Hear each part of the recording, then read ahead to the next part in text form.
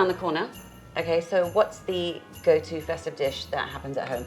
Oh, many. I mean, we're fortunate enough to have a brigade at home. One thing I did with all the kids early on in life, just like English and maths, was taught them how to cook. So we're blessed, and we divide and conquer Christmas Eve.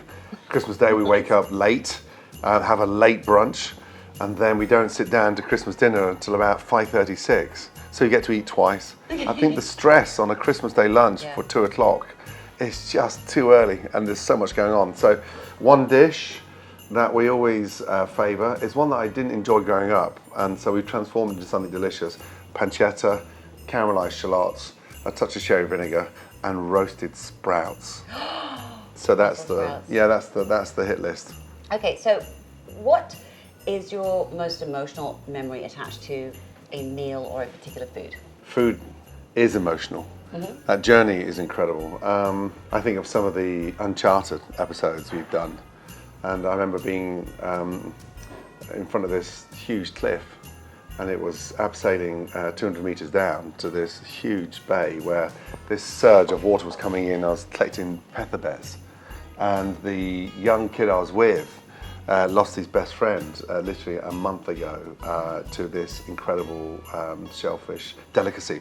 I knew it was going to be tough, but descending 200 meters and then swinging out on this ledge when these waves are pounding you and getting swept up. I was on a rope, so we was getting pulled in every time we lost our footing, but that was quite an emotional journey for me because it really magnified how important, you know, those shellfish barnacles are, but the flavour was incredible, and that has to be one of the toughest routes, but packed with emotion, because I just, you know, it was a near-death experience that you're going through on a daily basis to get something delicate and delicious.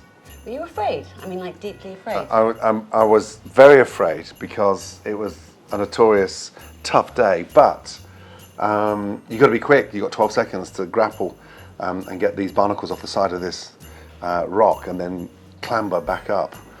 So yeah, you had to be quick, nimble, and hold your breath for a long time. Okay, you have eaten a variety of exotic foods, crazy foods, really boring foods, but it's all in how you do it. So if you, for the rest of your life, could just have like one either seasoning recipe or spice, what would it be?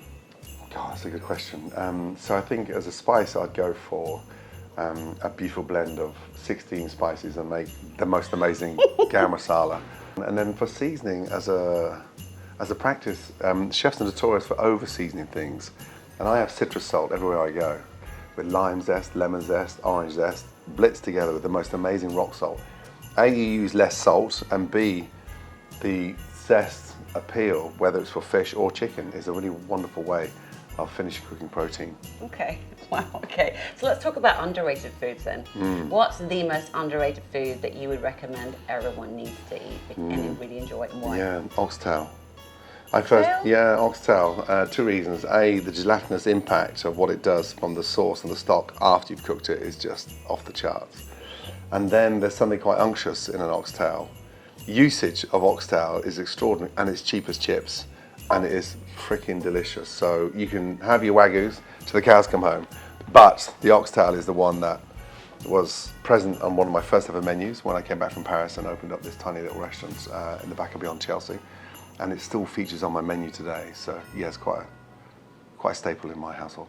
Well, brilliant. Thank you so much. You're very welcome.